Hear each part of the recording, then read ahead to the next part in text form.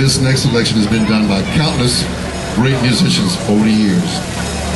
The rendition that we're going to do for you comes from the Duke Ellington book, done back in 1938. Made very popular by the then great Johnny Hodges on the alto. We've got our own Johnny Hodges right here in the form of Charlie Reinhardt. Charlie's going to do his version of Prelude to a Kiss.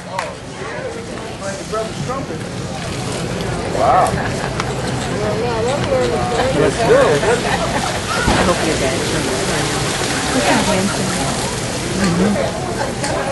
handsome.